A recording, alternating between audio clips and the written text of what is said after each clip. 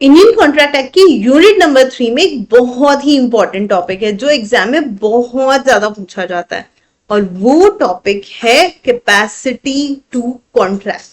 क्या आपको पता है कि कोई भी इंसान अगर चाहे तो कॉन्ट्रैक्ट कर सकता है, लेकिन कुछ लोग ऐसे हैं जो चाह कर भी कॉन्ट्रैक्ट नहीं कर सकते।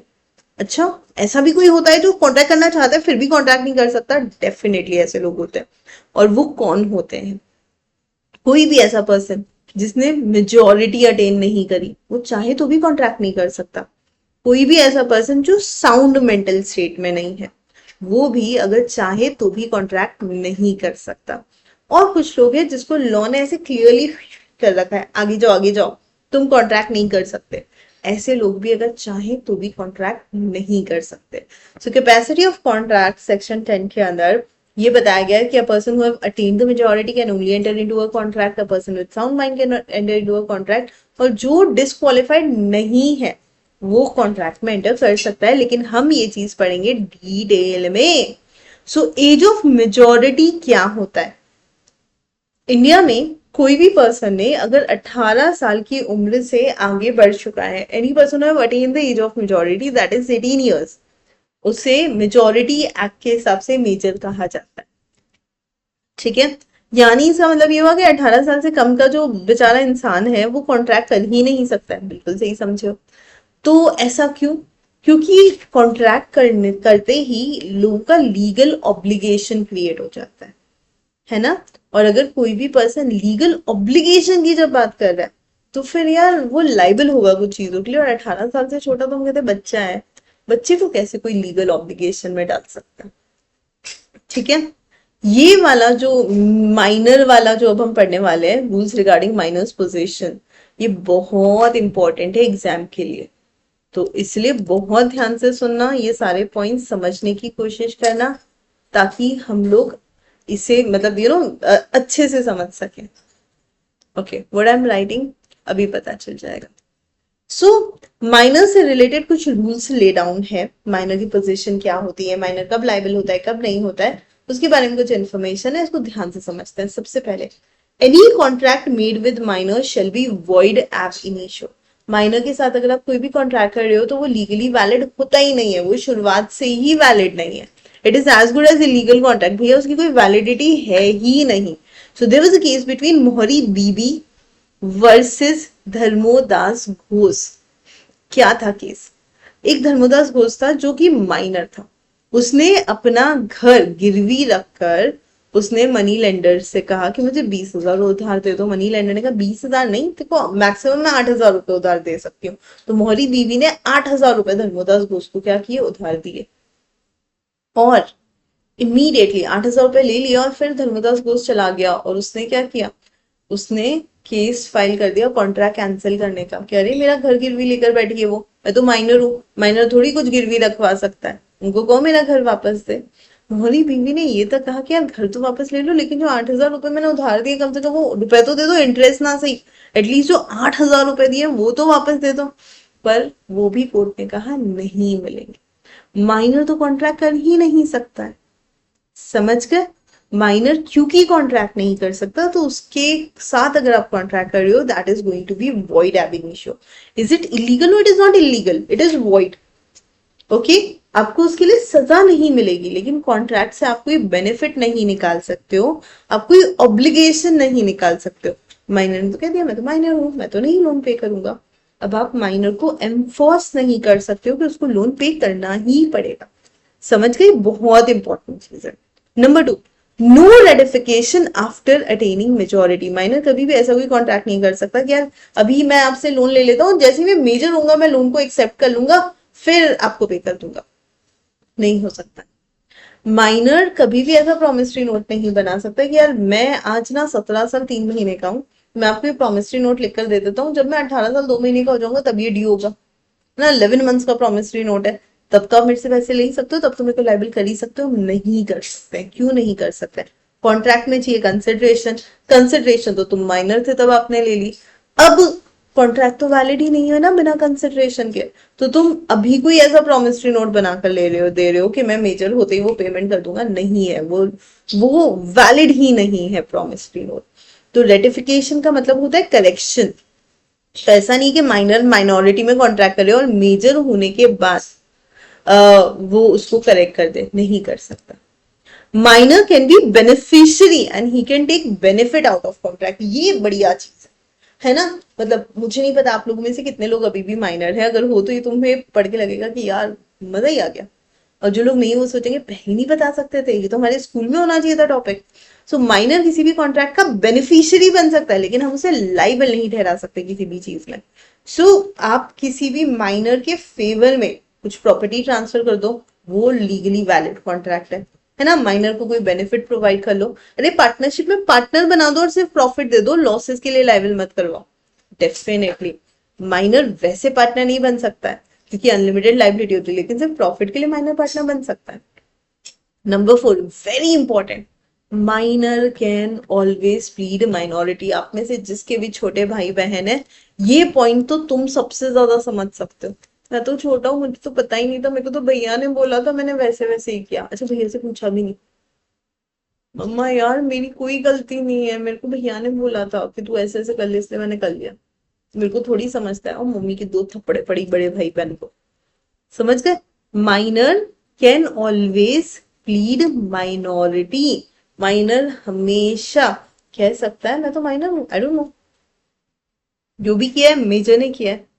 सो कभी भी माइनर अगर किसी को झूठा खुद का इंट्रोडक्शन दे देता है कि मैं मेजर हूं और कॉन्ट्रैक्ट कर लेता है, लोन ले लेता है, तो उस केस में माइनर बाद में डिनाई कर सकता है, तुमको पता होना चाहिए था मैं माइनर हूँ, तुमने ये डॉक्यूमेंट क्यों नहीं देखे लोन देने से पहले, मैं तो माइनर हूँ, मैं तो कुछ भी बोल सकता हूँ, है ना, तुम्हारी गलती, तुम मेजर हो, अभी तुमको चेक करना चाहिए, right. Next, there has to be liability for necessaries. Okay, so minor जो है, in case of necessary apply to the minors. अगर कभी भी कोई माइनर है और उसको कोई उसके बेसिक लाइवलीहुड के लिए, कॉलेज की फीस के लिए, जरूरती सामान के लिए अगर कोई सपोर्ट करता है, तो उस चीज के लिए माइनर डेफिनेटली लायबल है कि उसको पे बैक करना है मेजर होने के बाद, नहीं तो माइनर को सपोर्ट ही कौन करेगा, और बेचारा क्योंकि वो माइनर इसलिए मर जाएगा। ओके, सो कभी भी कोई भी पर्सन अगर माइनर है और एज अ माइनर उसको कुछ नेसेसरीज की जरूरत है, पॉसिबली पेरेंट्स नहीं है, कोई और उसको सपोर्ट कर रहा है, कोई और लोन दे रहा है, तो उस नेसेसरीज के लिए, लाइक कॉलेज की फीस के लिए, स्कूल की फीस के लिए अगर उसे पैसे लेने पड़ रहे हैं, तो वो मेजर होने के बाद उसको चुकाएगा, इतनी जिम्मेदारी बनती है। Okay, contract by guardian, how far enforceable. क्या कभी ऐसा हो सकता है कि माइनर के बिहाफ पे कोई उसका गार्जियन, पेरेंट्स, किसी के पेरेंट्स नहीं है तो कोई और जो भी लीगल गार्जियन है वो कॉन्ट्रैक्ट कर दे और माइनर को बाइंड कर दे? नहीं हो सकता ना, होना भी नहीं चाहिए। गार्जियन से अगर कोई कॉन्ट्रैक्ट कर रहे हैं तो उसके लिए गार्जियन लायबल है, माइनर को वो बाइंड नहीं कर सकता। ठीक है, तो एक बच्चा था, वो चाइल्ड आर्टिस्ट था, ध्यान से सुनना, और उसके पेरेंट्स ने उसके बिहाफ पे कॉन्ट्रैक्ट साइन कर लिया, 10 लाख रुपए ले लिए। अब बच्चा जाके एक्टिंग ही नहीं करता, तो केस गार्जियन के अगेंस्ट होगा, बच्चे के अगेंस्ट नहीं होगा ना, बच्चा नहीं लायबल है, परफॉर्म करेगा तो करेगा, नहीं करेगा नहीं करेगा। No specific performance. माइनर के साथ तो कॉन्ट्रैक्ट करना ही वॉइड है, तो माइनर को आप जबरदस्ती कुछ करवा नहीं सकते हो, क्या तूने, तेरे भी यहाँ पे कॉन्ट्रैक्ट हुआ है, तुझे काम करना ही पड़ेगा, क्योंकि माइनर लायबल नहीं तो इंसॉल्वेंट कैसे होगा भाई? माइनर कभी भी इंसॉल्वेंट नहीं होता, क्यों? क्योंकि उसकी कभी लाइबिलिटी नहीं होती, वो पर्सनली कभी लायबल ही नहीं होता। Okay, minor can also be a partner in a partnership firm. Oh is it? पर पार्टनर कैसे होगा? हाँ, तो वैसे तो माइनर नहीं हो सकता है पार्टनरशिप फॉर्म का पार्टनर, लेकिन only for the benefits, only for the sharing of profit हम माइनर को पार्टनर बना सकते हैं। जबरदस्त। Minor can also be an agent. क्यों? क्योंकि लाइबिलिटी तो प्रिंसिपल की होती है, माइनर की क्या लाइबिलिटी? समझ गए, माइनर तो प्रिंसिपल को रिप्रेजेंट करता है, लाइबिलिटी प्रिंसिपल की होगी, माइनर की तो होती ही नहीं है। अंडरस्टूड। सो माइनर का खुद का बैंक अकाउंट हो सकता है, आपको पता है, माइनर चेक भी ड्रॉ कर सकता है, लेकिन अगर चेक बाउंस हो गया तो वो लायबल नहीं है। क्यों ही लिया माइनर का चेक, तुम बेवकूफ हो। Minor can not bind parent और गार्जियन, जैसे गार्जियन कभी भी माइनर को बाइंड नहीं कर सकते हैं, वैसे ही माइनर कभी भी जाकर किसी के साथ कोई कॉन्ट्रैक्ट करके पेरेंट्स को बाइंड नहीं कर सकती। फॉर एग्जाम्पल, है ना, there is a kid of 16 years, वो जाता है एक बाइक की शॉप पे, जाके बाइक लेकर आ जाता है और साइन कर देता है पेरेंट्स की, आप जाओ मेरे मम्मी पापा से पैसे ले लो। अरे ऐसे कैसे पैसे ले लो मम्मी पापा से, है ना? How can you even think like that कि पेरेंट्स लाइबल हो जाएंगे? ऐसे तो बच्चे जाके करोड़ों का कॉन्ट्रैक्ट कर आएंगे, घर ही बेच आएंगे, तो उनके बेचने से क्या प्रॉपर्टी सेल होती है? Answer is no.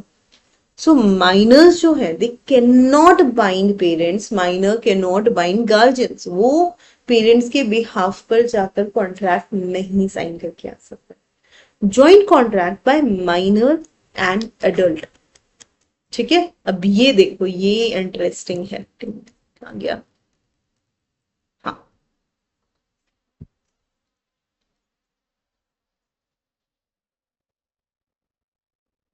क्या हुआ था यहाँ पे? एक कॉन्ट्रैक्ट था जिसमें माइनर और मेजर, मतलब एक था जो 18 साल से ऊपर का था और एक माइनर था, बच्चा था। इन दोनों ने मिलकर कॉन्ट्रैक्ट साइन किया और लोन लिया किसी से, मान लो 10,000 रुपए। अब आपको पता है क्या होगा? वो माइनर तो कभी लाइबल ही नहीं होगा पे करने के लिए, चाहे वो जॉइंट कॉन्ट्रैक्ट ही क्यों ना हो, दोनों ने पैसे मिलके यूज किए तो भी। लाइबल कौन होगा? मेजर ही होगा। मैंने कहा मैं तो बच्चा हूँ, मैं कहाँ से पेमेंट करूँ? मिस्टर एडल्ट से पैसे लीजिए। सो अगर कभी किसी लाइबिलिटी में माइनर और एडल्ट जॉइंट लाइबिलिटी भी लेते हैं तो भी लाइबल तो एडल्ट ही होता है, माइनर कभी लाइबल नहीं होता है। पता ही नहीं था हमको ये, है ना? श्योरिटी फॉर माइनर, श्योरिटी का मतलब है गारंटर, समझ गए?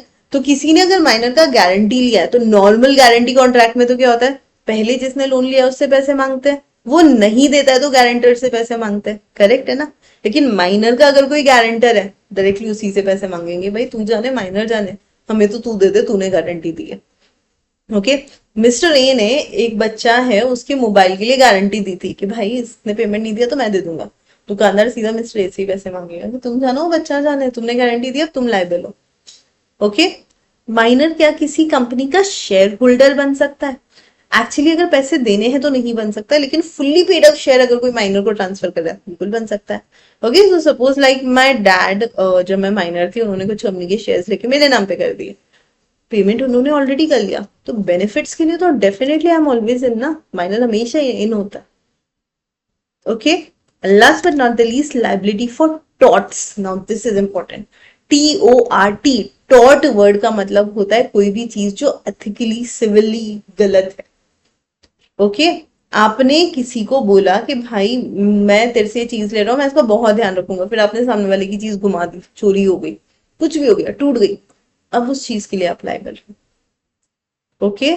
सो टॉट अगर हुआ है, कोई भी चीज एथिकली सिविली गलत है, ब्रीच ऑफ कॉन्ट्रैक्ट है, तो उसके लिए माइनर लायबल होगा। फॉर एग्जाम्पल, माइनर ने अपने दोस्त को कहा यार मैं तेरा घोड़ा उधार ले लूंगी, अब उसका ले जा, लेकिन ध्यान रखना इसको जंप मत करवाना। माइनर ने घोड़े का ध्यान नहीं रखा, वो उसके दोस्त, किसी और दोस्त ने लेकर उसको जंप करा दिया, जंप करते ही हॉर्स इंजर हो गया, फिर डेथ हो गई। तो अब उस डेथ के लिए माइनर लायबल है। Why? Because it was ethically wrong. Understood? तो कोई भी चीज अगर माइनर एथिकली गलत कर रहा है तो डेफिनेटली माइनर उसके लिए लायबल होगा। ओके।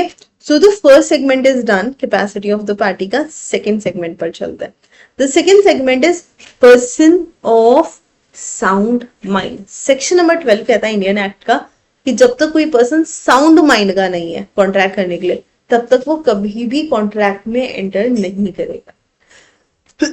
भाई सिंपल सी चीज है, आप किसी कॉन्ट्रैक्ट में एंटर कर रहे हो ना, आप इतने समझदार होने चाहिए कि आप अपने सही और गलत का फैसला कर सको। अगर आप नहीं कर पा रहे हो, right, a person who's in asylum, mental asylum, वो उससे जाकर कोई पेपर साइन करवा रहा है, तो भाई सिंपल है ना, आप उसका फायदा ही उठाना चाहते हो। अच्छा, अनसाउंड माइंड में हमेशा जरूरी नहीं कोई इंसान पागल ही हो। कभी कभी जब हमें बहुत ही जुकाम खांसी हो जाता है, हमें कुछ ऐसी दवाइयां दी जाती है जिससे हम सिडक्टिव फील करते हैं, we feel like sleepy, very sleepy, समझ ही नहीं आ रहा है आसपास क्या हो रहा है, सब घूम रहा है। तो एक बंदा था, उसको बहुत तेज बुखार था, तबीयत खराब, है ना, फिर उसने मेडिसिन ले रखी थी, तो भी गड़बड़। अब ऐसे में कोई जाकर उससे कोई कॉन्ट्रैक्ट साइन करवा देता है, that person is not in a sound mental state.